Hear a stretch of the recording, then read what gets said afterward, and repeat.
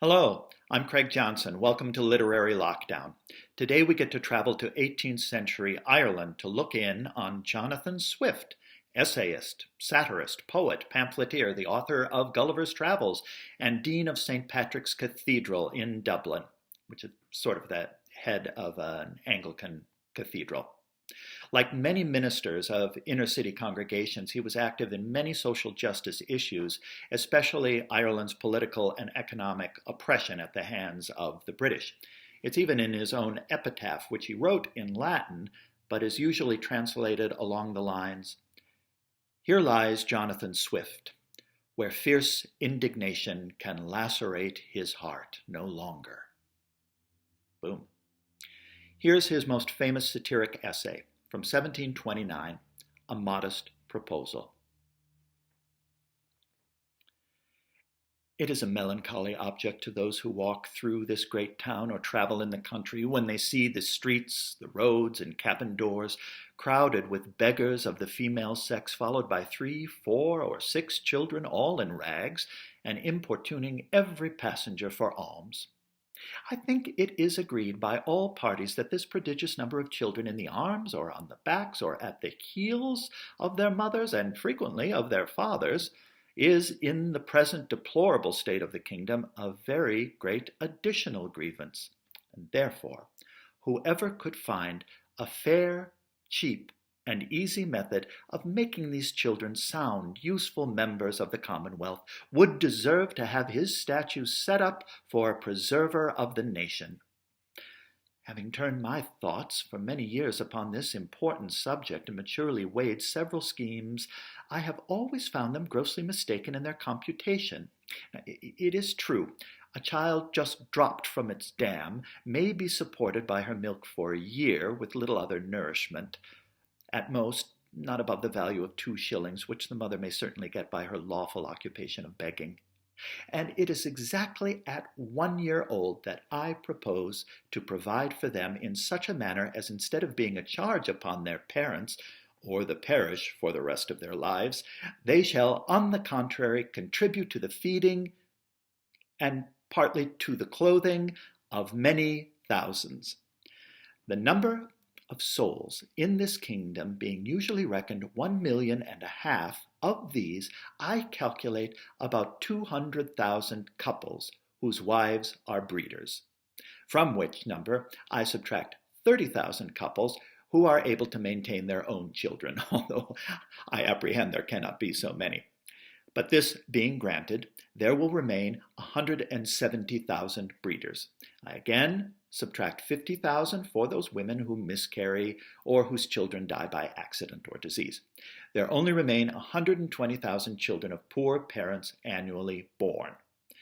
The question, therefore, is how this number shall be reared and provided for we can neither employ them in handicraft or agriculture. We neither build houses nor cultivate land.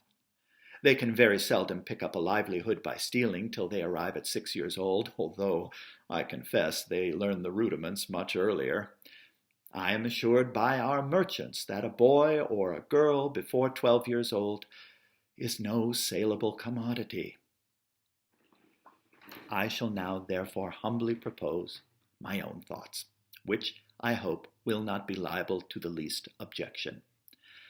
I have been assured by a very knowing American of my acquaintance in London that a young, healthy child, well nursed, is, at 1 year old, a most delicious, nourishing, and wholesome food, whether stewed, roasted, baked, or boiled. And I make no doubt that it will equally serve in a fricassee or a ragout.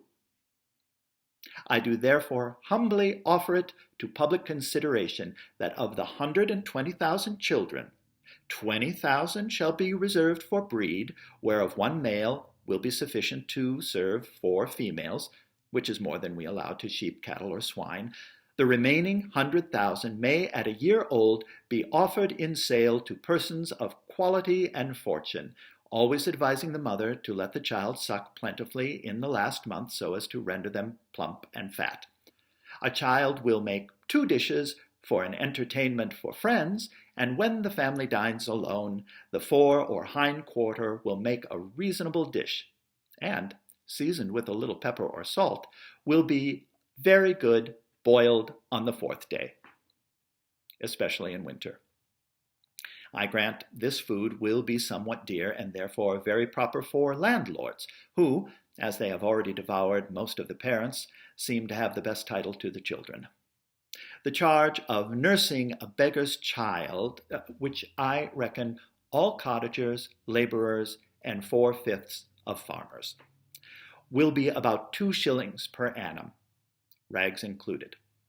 And I believe no gentleman would repine to give 10 shillings for the carcass of a good fat child.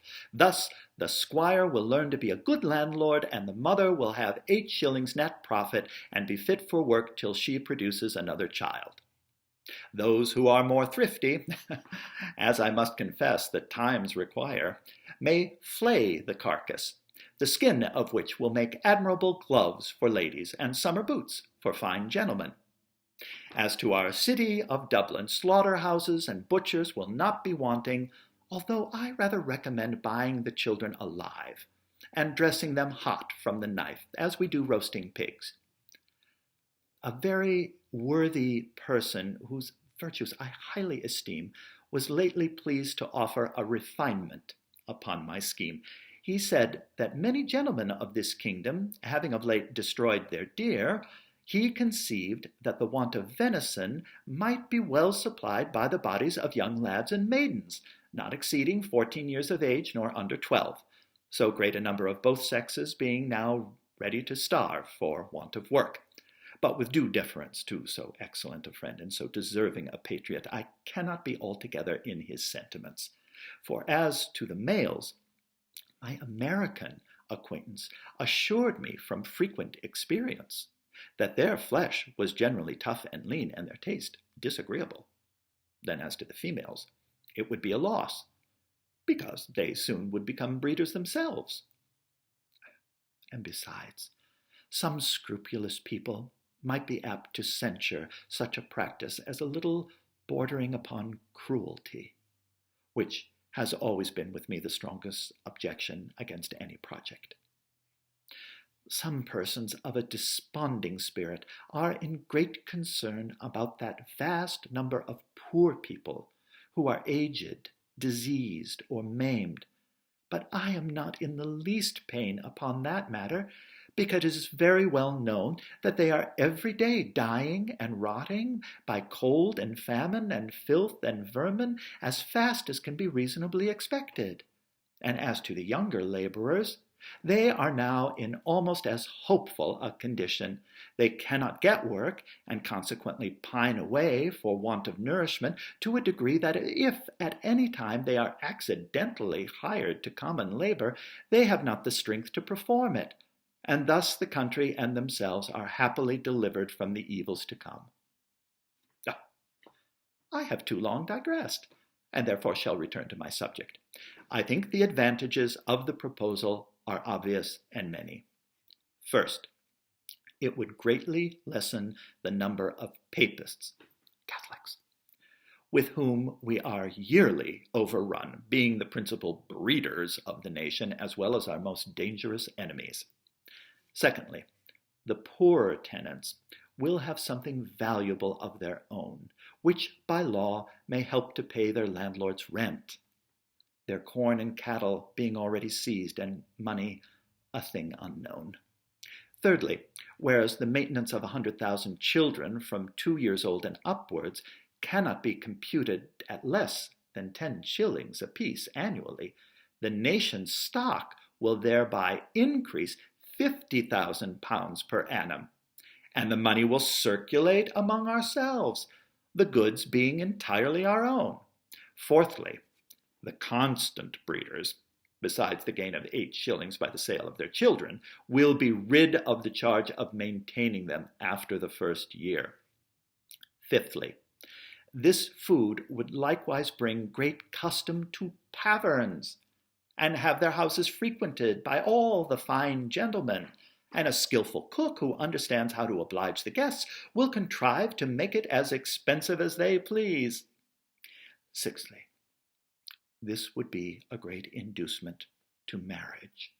It would increase the care and tenderness of mothers towards their children when they were sure of their annual profit instead of expense, and which could bring the fattest child to market. Men would become as fond of their wives during the time of pregnancy as they are now of their mares in foal, their cows in calf, or sows when they are ready to farrow, nor offer to beat or kick them, as is too frequent a practice, for fear of miscarriage. I can think of no objection that will possibly be raised.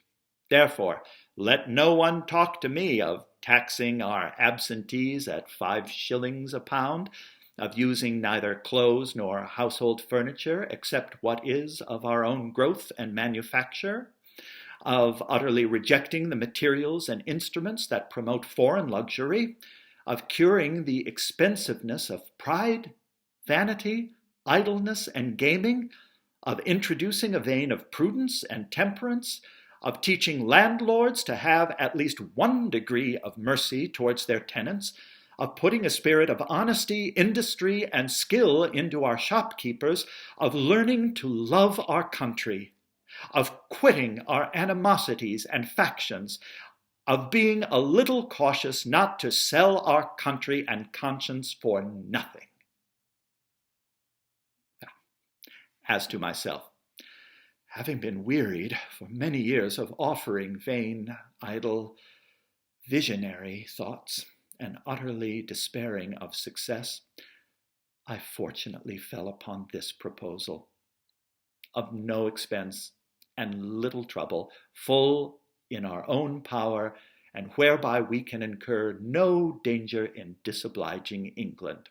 For this commodity will not bear export, the flesh being too tender in salt, although perhaps I could name a country which would be glad to eat up our whole nation without it. I profess that I have not the least personal interest, having no other motive than the public good of my country, by giving some pleasure to the rich. I have no children by which I can get a single penny, and my wife is past childbearing.